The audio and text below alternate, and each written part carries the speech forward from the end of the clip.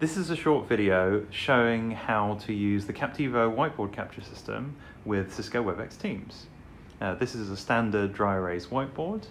We have the Kaptivo camera installed on the board, and to view the content on the board in your web browser and share it into Teams, the first step is to go to the Kaptivo.live website, and you'll be presented with a list of whiteboards that you've recently used. If you haven't used this Kaptivo before, you can add a new board.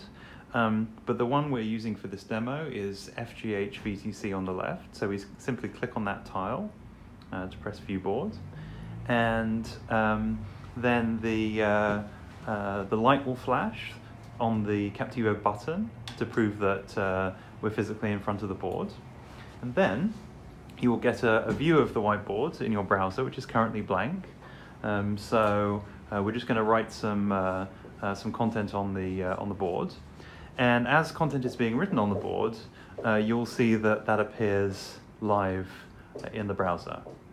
So once we have content on the board, we now want to share it into Webex Teams.